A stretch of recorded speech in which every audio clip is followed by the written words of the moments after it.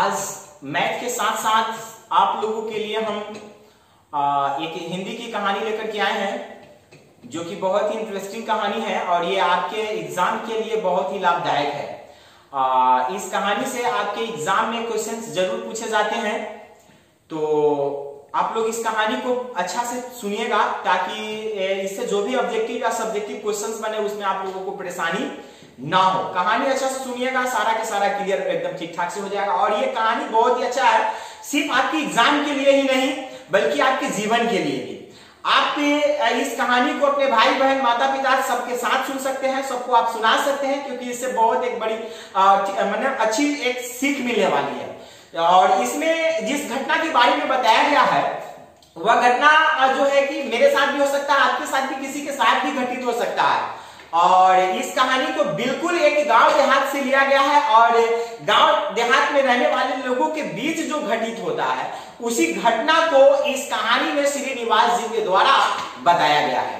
तो चलिए कहानी को स्टार्ट करने से पहले इस कहानी का नाम बता देते हैं आप लोगों को। इस कहानी का नाम है दही वाली मंगमम्मा।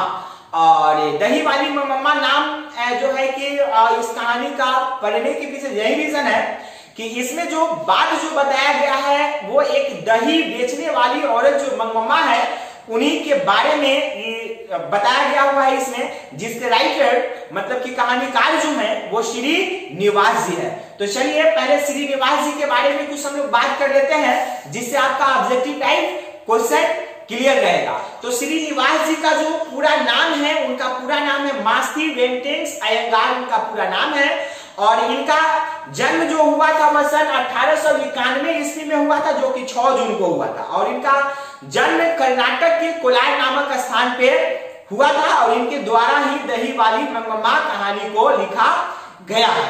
अब बात कर लेते हैं थोड़ा सा दही वाली जो मंगमम्मा है उनका घर है कहाँ। तो इनका घर, मंगमम्मा का घर जो है कि अवलूर के पास वेंकटपुर, जो वेंकटपुर इस टाइप का कुछ नाम है, वहीं पे इनका घर है। तो चलिए अब हम लोग मेन कहानी को जानते हैं और सुनते हैं। और इस कहानी को उम्मीद है हमें कि आप लोग एकदम अच्छा से सुनिएगा ताकि इससे हम लोगों को आज एक बहुत बड़ी सीख मिलने वाला है। और इसी कहानी के जरिए आप लोगों के सामने हम एक प्रश्न रखेंगे इस वीडियो के अंत में, और उस प्रश्न पे आप लोगों का क्या विचार होता है, ये क्या विचार है आप लोगों का, या आप लड़का हो तो भी या लड़की हो तो भी आप लोग अपना अपना पक्ष मतलब कि अपना अपना विचार कमेंट के जरिए बताइएगा। उसके बाद हम अपना भी विचार जरूर रखेंगे दूसरे वीडियो में। तो चलिए हम पहले इस कहानी को शुरू से स्टार्ट करते हैं। तो होता क्या है, जो मंगमम्मा है उसका काम रहता है दही बेचने का। वह गांव गांव घूम करके दही बेचा करती है। मंगमम्मा के पास एक बेटा रहता है और बेटा का शादी हो गया हुआ रहता है, तो एक बहू रहती है और एक पोता रहता है। मंगमम्मा प्रतिदिन गांव देहात में घूम करके वह दही बेचा करती है और उस दही बेचने से जो पैसा प्राप्त जो होता है उस पैसा से पर ईयर मतलब कि हर साल अपने बहू के लिए कुछ न कुछ गहना बनवाया वो करती है। इस तरह का मंगमम्मा का जीवन चलते रहता है। और होता क्या है कि एक दिन मंगमम्मा कहीं से मतलब दही बेच करके जब आती है तो वह देखती है कि मंगमम्मा की जो बहू है वह अपने बेटा को मतलब कि मंगमम्मा के पोता को बहुत पीटती रहती है, जिसपे मंगमम्मा कुछ बोल देते हैं। और स्वाभाविक बात है कि पोता से किसी भी दादी को ज्यादा लगाव रहता है और ज्यादा प्यार रहता है। तो मंगमम्मा कुछ बोलती है अपने बहू को, जिसपे दोनों में वाद विवाद होना शुरू हो जाता है। वाद विवाद मतलब थोड़ा बहुत जो है कि झगड़ा होना शुरू हो जाता है, जिसपे मंगमम्मा अंत बोलती है कि ठीक है आ लेने दो मेरे बेटा को, फिर उसके बाद मैं तुम्हें बताऊंगी, है ना। मतलब कहानी आप लोगों को सुनाने के लिए इस टाइप मतलब इस भाषा में बोल रहे हैं, लेकिन आप लोग समझने की कोशिश करिए कि वहां पे किस भाषा में बातचीत हुआ होगा, है ना, क्योंकि वहां पे झगड़ा वाली बात है। अब होता क्या है, उसके बाद कुछ दिन की बात जो है कि बाहर से बेटा जब आता है, घर जब पहुंचता है, तो बेटा को मंगमम्मा हर एक कहानी को मतलब हर एक बात को बताती है, मतलब बेटा के सामने रखती है। उसके बाद उसकी बहू जो है, तो याद रखिएगा मंगमम्मा की जो बहू है उसका नाम है नजमामा, याद रखिएगा, क्योंकि ये आपसे ऑब्जेक्टिव में ये पूछा जाएगा, है ना। क्या नाम है? मंगम्मा की बहू का नाम क्या है? नजममा नाम है ना। तो अब जो है कि मंगम्मा की जो बहू है वह बहू अपने पति को, मतलब कि मंगम्मा के बेटा को जो बात कहती है वह तिल को तेरा करके, मतलब कि बढ़ा चढ़ा करके, 2 में 4, 4 में 8, माने इस टाइप की बात जो है बढ़ा चढ़ा करके अपने पति को कहती है। और फिर उसी समय मतलब कहने के ही समय, उसी समय इस तरह से करते करते दोनों में फिर क्या होता है? वाद विवाद होना, मतलब कि झगड़ा होना फिर शुरू हो जाता है। और उसके बाद होता क्या है कि मंगम्मा की जो बहू नजममा है वह अपने पति से डायरेक्ट वे में बोलती है कि ठीक है, आपको रहना है तो आप अपने माँ के साथ रहिए, हम लोगों को छोड़ दीजिए, और नहीं तो हम लोगों के साथ रहिए, मतलब कि मेरे और मेरे बेटा के साथ रहिए, और आपको अपने माँ को छोड़ना होगा। तो चलिए अब देखिए, ये विपत्ति की जो घड़ी है उस बेटा के सामने आता है, और कहता कौन है? उसकी वाइफ क्या बोलती है कि या तो आप अपने माँ के साथ रहिए, नहीं तो हम लोगों के साथ रहिए और माँ को छोड़िए, और नहीं तो माँ के साथ रहिए और हम लोगों को छोड़िए। तो चलिए हम यहाँ पे आप लोगों से आप लोगों का विचार जानना चाह रहे हैं, थोड़ा सा कमेंट करके नीचे दीजिएगा। संयोग ना करें कि आप लोगों के साथ ऐसा कभी हो, लेकिन भाई में मान लेते हैं कि ऐसी परिस्थिति में खड़ा होना आप लोगों को पड़े तो क्या करेंगे आप? यदि आप लड़का हैं, आप हमें सुन रहे हैं, मतलब तो आप जो है कि आप अपने माँ के साथ कैसा बिहेव करिएगा और क्या करिएगा, आप भी अपना कमेंट डालिए। आप लड़कियां हैं तो आपका वहां पे क्या रिएक्शन होगा, आप भी कमेंट करके थोड़ा सा बताइएगा। हमें पता है कि अभी आप लोग जो है कि मतलब जितनी भी लड़कियां हमें सुन रही हैं और उनके दिमाग में ये चीज चल रहा होगा कि मेरे साथ ऐसा कुछ होगा ही नहीं, लेकिन मान लेते हैं कि वैसा कंडीशन हो तो आप क्या करेंगे? आप कमेंट में हमें जरूर बताइएगा। तो चलिए अब हम चलते हैं आगे की ओर चलते हैं। अब होता क्या है, वहां पे मंगम्मा का जो बेटा रहता है वो वहां पे कुछ देर के लिए रुक जाता है, और रुकने के बाद उसका जो डिसीजन आता है जिससे उसके माँ का आत्मा जो है ना, मतलब वह रो पड़ता है, मतलब थरथरा पड़ता है। वो बेटा डायरेक्ट बोलता है कि ठीक है माँ, तुम तो अर्न करती हो, मतलब कि कमाती हो, दही बेच करके कुछ ना कुछ पैसा कमा लेती हो, उससे तुम्हारा पालन पोषण या जो भी हो अपने जीवन का यापन हो जाएगा, लेकिन इसका सहारा कौन है? इसको यदि हम नहीं इसको देते हैं कमा करके, हम नहीं खिलाते हैं तो इसका प्रतिपाल कैसे होगा? हम अपने बेटा और पत्नी के साथ ही रहते हैं, तुम आज से, आज दोपहर से, याद रखिएगा दोपहर, क्योंकि ऑब्जेक्टिव क्वेश्चन बनेगा, है ना। आज दोपहर से आप अपना जो है कि बना करके तुम खा लो माँ। बेटा के द्वारा ये बोल दिया जाता है।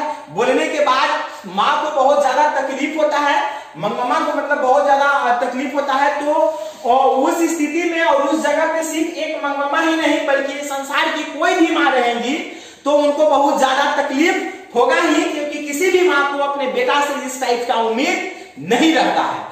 उसके बाद होता क्या है कि मंगम्मा बहुत रोती है, बेचारी बहुत तड़पती भी है, और 2-4 दिन तक वह घर से बाहर नहीं निकलती है। लेकिन जब जैसे ही 2-4 दिन खत्म होता है, 2-4 दिन बाद फिर जो है कि वह घर से निकल करके दही बेचना स्टार्ट करती है।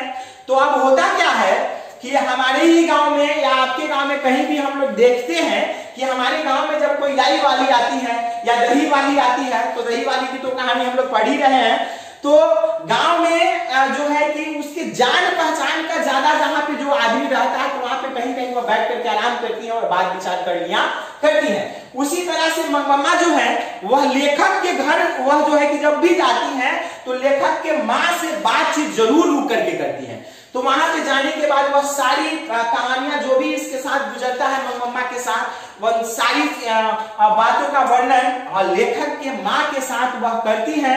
उसके बाद होता क्या है कि अब मंगम्मा जो भी पैसा कमाती है इसका पूरा का पूरा जो है कि पैसा बचने लगता है। पहले तो अपने बहू बेटे पोते पे जो है कि खर्च कर देती थी, लेकिन अब पैसा बचता है तो उस पैसा से यह करती क्या है कि पहले के कंपैरिजन में, मतलब कि पहले की अपेक्षा यह अच्छा कपड़ा खरीदती है, जिसको हम लोग क्या वो मखमल बोलते हैं ना, मखमल टाइप की यह कपड़ा जो है कि खरीदती है, और उस कपड़ा को पहन करके यह दही बेचने निकलती है।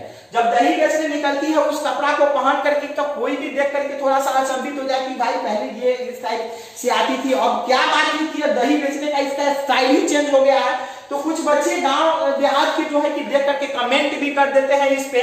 और वही के एक जुएरी नशेरी व्यक्ति रहता है जिसका नाम है रंग पप्पा। याद रखिएगा, मंगमामा दही बेचने वाली औरत है और उस मंगमामा की बहू का नाम है नजमम्मा, और यहाँ पे जो जुएरी और नशेरी है जो व्यक्ति, उसका नाम हम आपको क्या बताएं, उसका नाम है रंग पप्पा।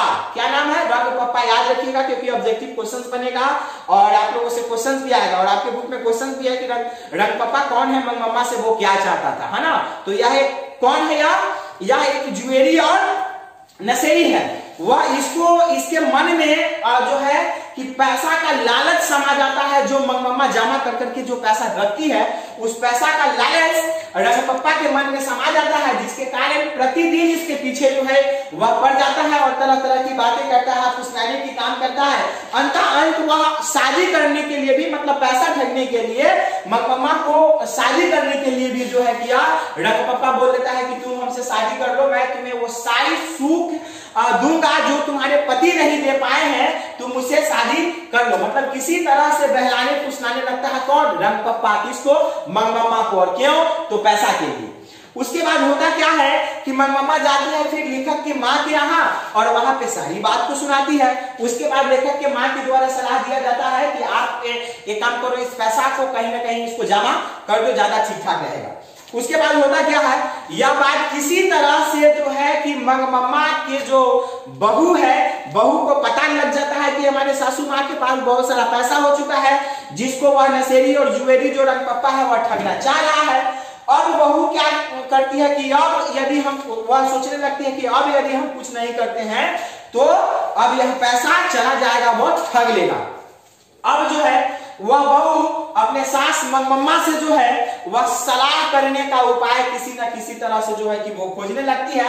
अंत उसको एक बात उसके दिमाग में आता है कि क्यों ना अपने बेटा को ही ढाल बना करके अपने सासू माँ से सलाह कर लिया जाए। ढाल बनाना मतलब कि उस दिन से अब करती क्या है कि प्रतिदिन अपने बेटा को मंगमामा के पास जो है कि वह भेजने लगती है, मतलब कि उसके दादी माँ के पास जो है वह भेजने लगती है। और कुछ दिन जब बीत जाता है तो वह लड़का जो रहता है, मतलब कि मंगमामा का जो पोता रहता है, वह जिद करने लगता है कि मैं अब जब भी, मतलब हमेशा अपने दादी माँ के साथ ही रहूंगा, अकेला मैं नहीं रहूंगा। जहां जहां दादी माँ जाएंगी मैं भी दादी माँ के साथ जाऊंगा।